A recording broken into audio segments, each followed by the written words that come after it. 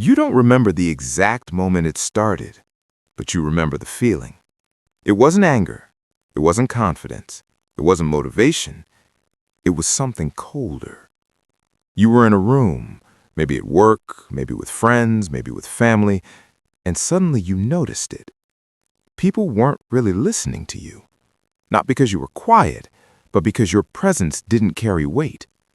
Conversations moved around you instead of through you. Decisions were made without you.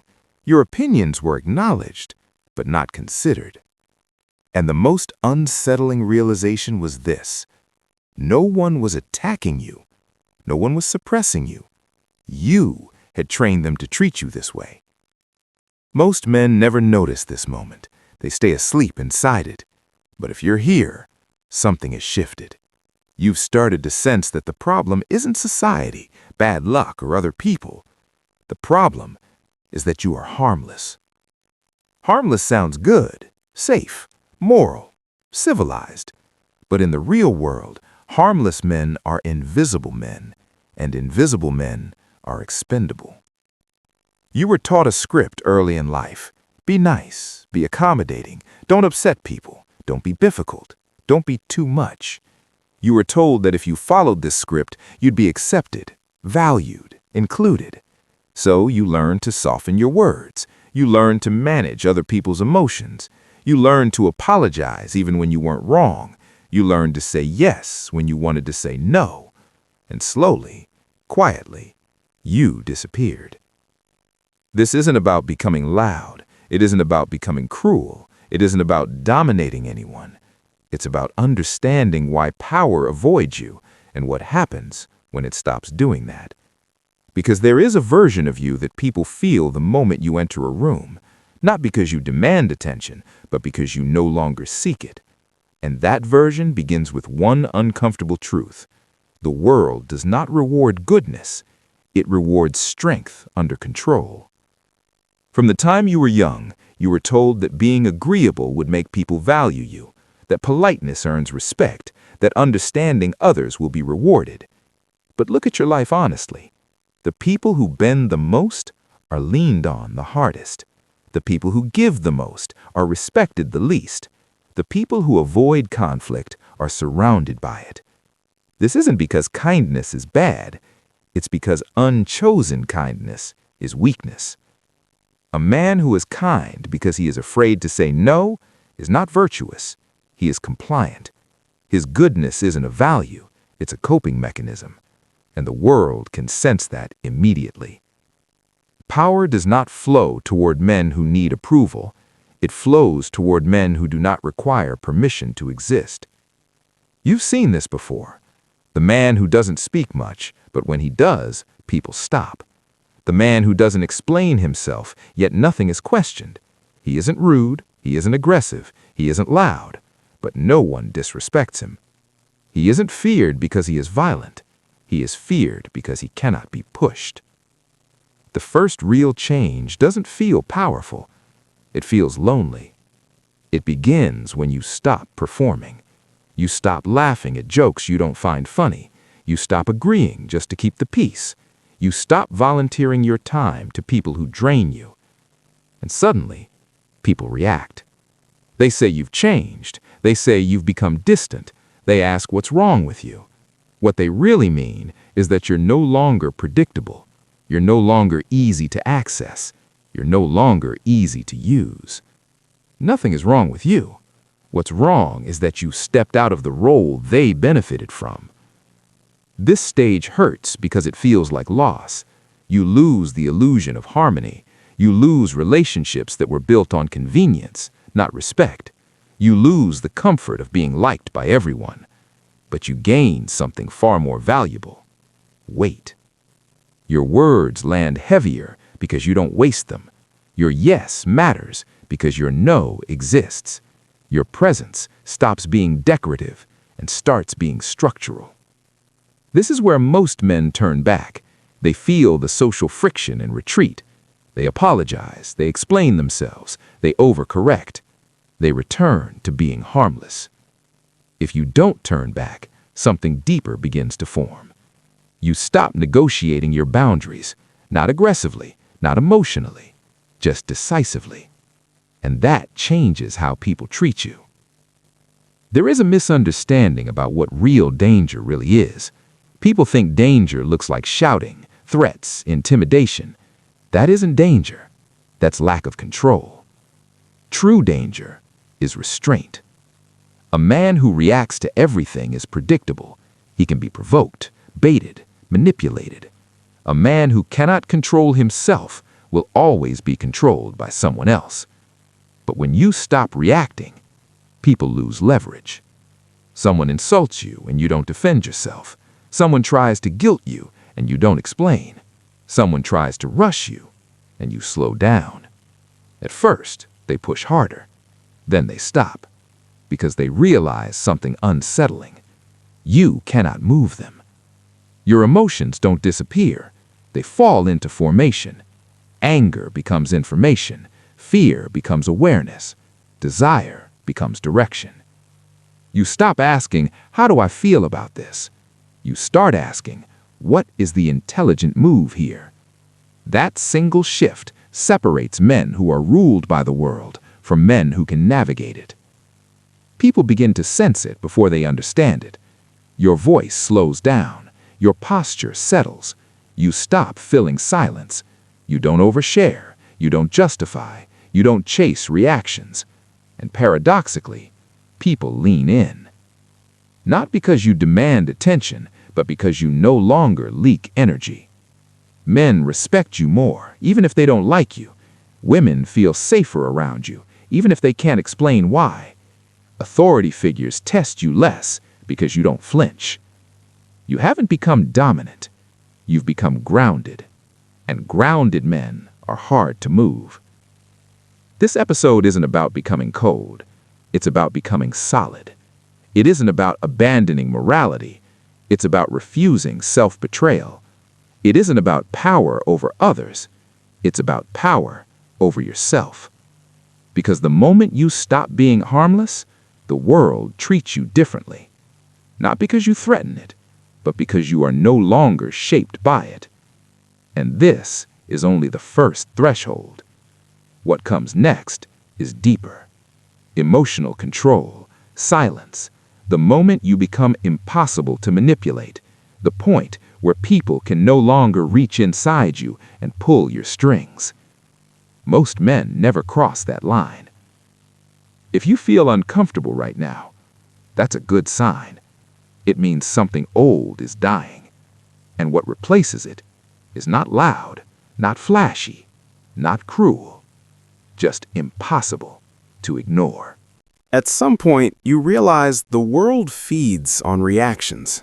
It feeds on outrage, panic, excitement, fear. It rewards those who can be pulled, provoked, triggered. The loudest voices rise, not because they're wise, but because they are easy to manipulate. Look closely at the average man and you'll see it immediately. He lives at the mercy of stimulus. Someone cuts him off in traffic and his mood is hijacked for the next hour. His boss sends a passive-aggressive message and his stomach tightens. A woman ignores him and his self-worth collapses. A headline flashes across a screen and suddenly he is anxious about something he has no control over. He believes he is living his life, but he isn't. He is being played like an instrument. Every reaction he has becomes leverage. Every emotional spike becomes a handle someone else can grab.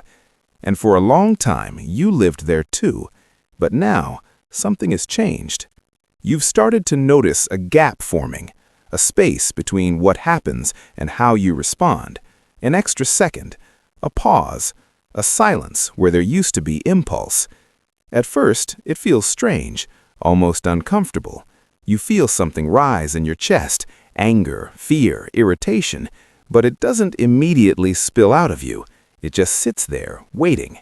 This is the moment most people panic. They think something is wrong. They think they're becoming numb or disconnected. They're not.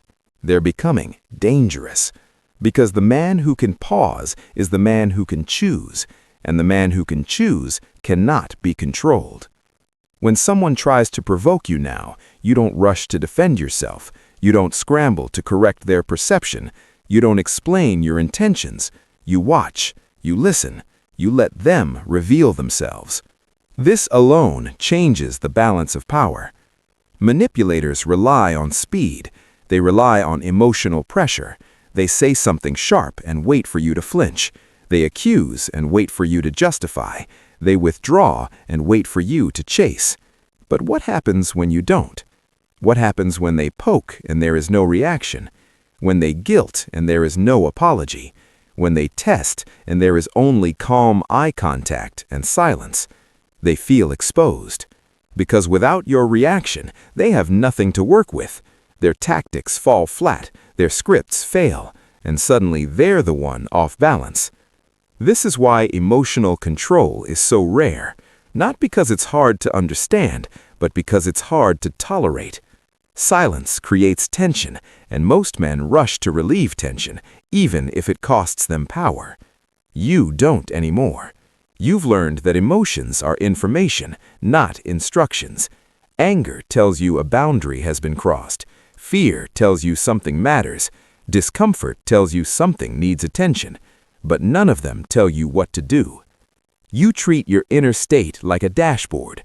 A warning light turns on. You note it. You don't smash the steering wheel. You don't veer into oncoming traffic. You stay in control. This makes you deeply unsettling to people who are used to emotional leverage. They call you cold. They say you don't care. They say you've changed. What they really mean is that they can't read you anymore. And unreadable men are hard to dominate. You've also noticed something else. You speak less now. And when you do speak, it's slower, cleaner, more deliberate. You're no longer racing to fill silence. You let pauses stretch. You let other people talk themselves into corners. Silence has become one of your sharpest tools. Most people are terrified of silence because silence turns attention inward. It forces them to confront their own thoughts, their own insecurities, their own contradictions.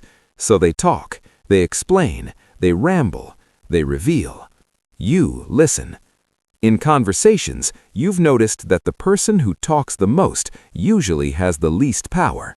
They're trying to convince, they're trying to be liked, they're trying to control the narrative. You don't try. You don't announce your plans, you don't broadcast your goals, you don't narrate your inner world. You've stopped telling people what you're about to do. You just do it. This confuses people. They're used to information being cheap and constant. They're used to knowing where everyone stands, what everyone thinks, what everyone feels. You've become opaque, and opacity creates gravity.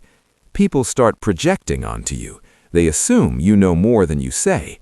They wonder what you're thinking. They second-guess how they behave around you, not because you threaten them, but because you don't reassure them. You no longer manage other people's comfort. This is a critical shift. When you were harmless, you spent enormous energy smoothing things over, softening words, anticipating reactions, preventing discomfort. You confused being considerate with being responsible for other people's emotions. Now you understand something deeper. You are responsible for your actions, not for how others feel about them. That realization alone will free you from decades of psychological bondage. You've also noticed how often the world tries to rush you.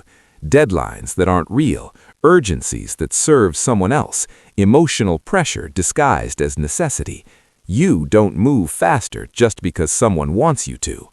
When something goes wrong now, a loss, a setback, a confrontation, your first thought isn't, "Why is this happening to me?" It's, "What is the move?"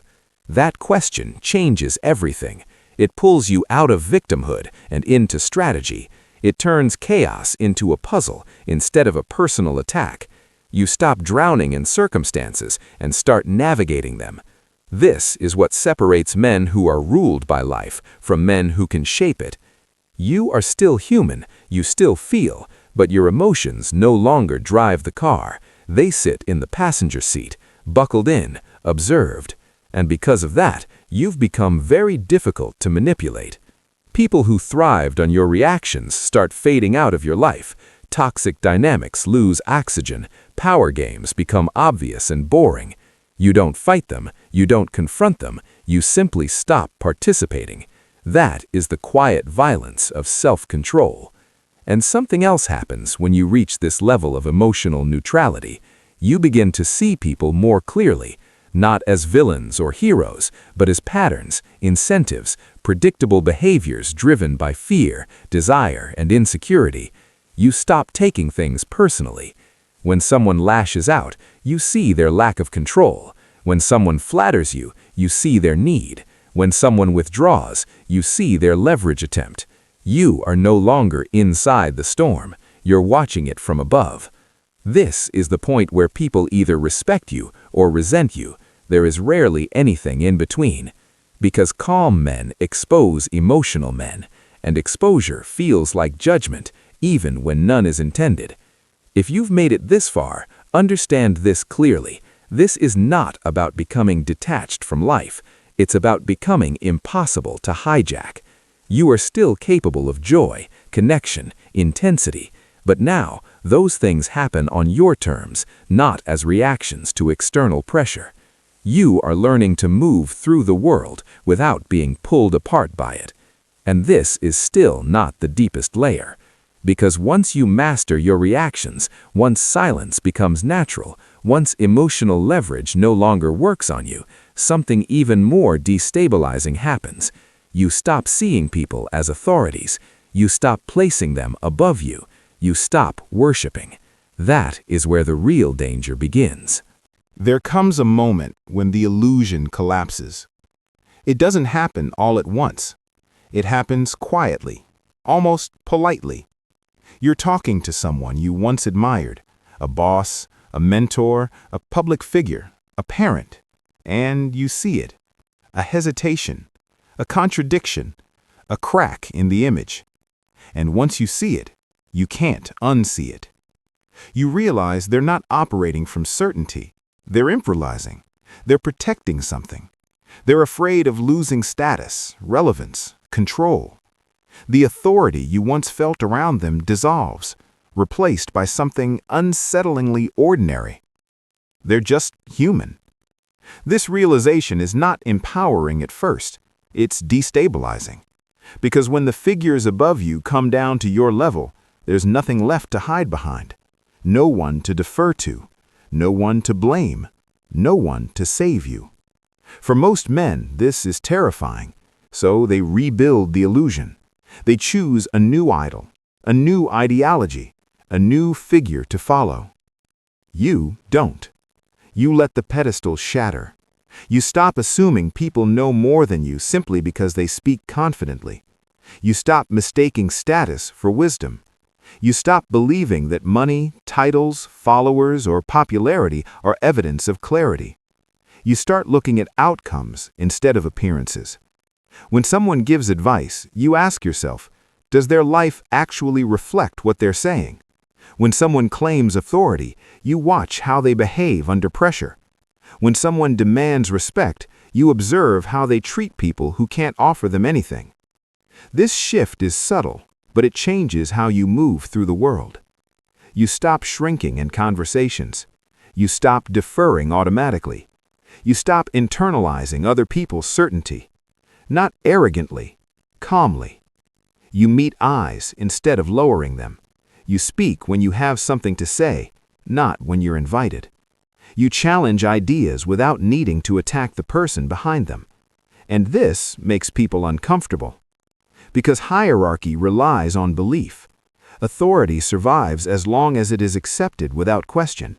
The moment you see people as equals, not superior, not inferior, the entire structure weakens. You're no longer impressed. That doesn't mean you disrespect competence. You respect skill deeply. You respect discipline. You respect results. But you no longer worship the image. This is especially noticeable in relationships. At some point, you stop idealizing. You stop projecting fantasies onto people and calling it connection. You stop imagining who someone could be and start dealing with who they actually are. This changes everything. You don't chase attention anymore. You don't perform for affection. You don't bargain for approval. You show up as you are, grounded and observant, and you let people reveal themselves. Those who were used to being idealized feel the shift immediately. They sense the loss of power. The leverage disappears. You're no longer trying to win them. You're evaluating them. That reversal alone alters the dynamic. You notice how often attraction was built on imbalance, on worship, on overinvestment, on self-erasure, and you quietly step out of that pattern. Not bitter, not resentful, just awake. This awakening doesn't make you cynical, it makes you precise. You begin to see the incentives behind behavior. You understand that people are rarely driven by truth. They're driven by fear, desire, and self-preservation. Once you understand this, their actions stop confusing you. You stop asking, why would they do that?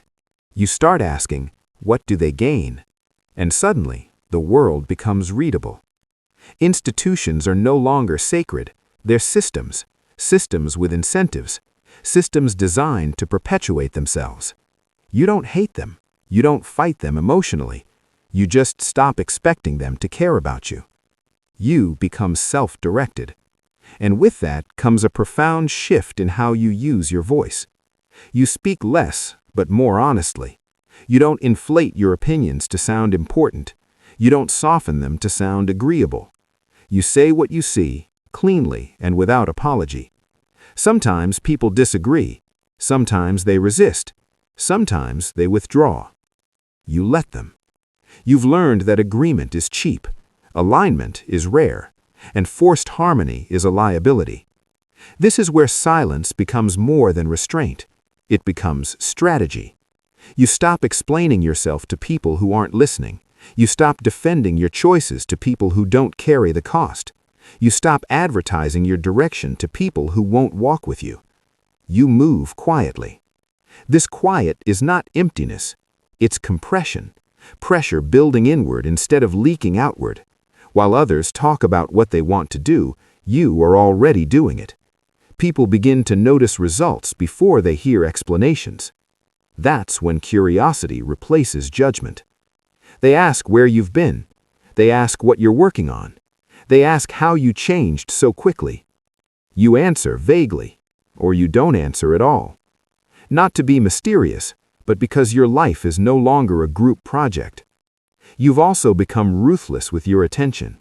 You notice how many things exist solely to fragment you. Endless information, endless outrage, endless distraction dressed up as relevance. You stop consuming what weakens you. You don't watch the news to feel informed. You don't argue online to feel right. You don't drown yourself in noise to avoid yourself. You protect your focus like territory. Every hour you reclaim compounds. Every skill you practice deepens.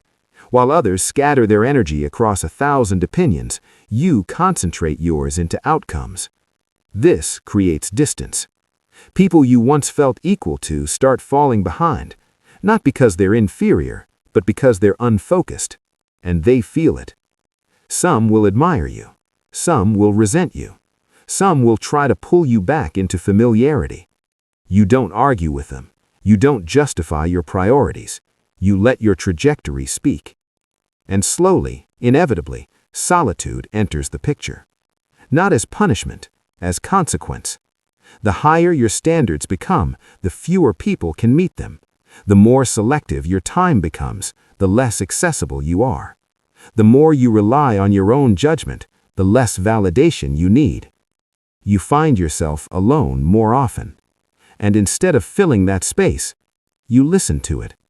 At first, it's uncomfortable. Silence has weight. It brings up doubts, old fears, unresolved questions. But you stay with it. You discover that clarity lives there.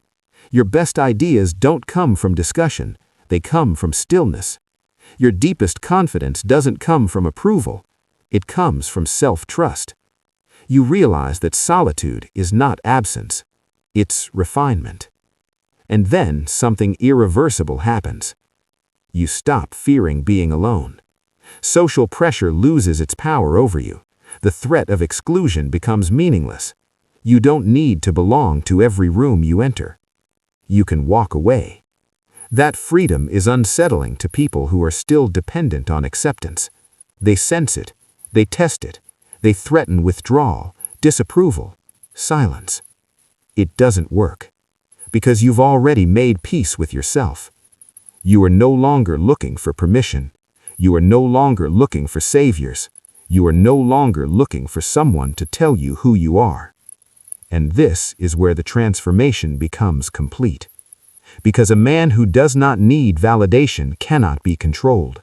A man who trusts his own perception cannot be gaslit. A man who is comfortable alone cannot be coerced. This is the kind of man history doesn't know what to do with. And yet, this is not the end. Because there is one final cost, one final threshold, one thing no one warns you about when you step into this level of clarity.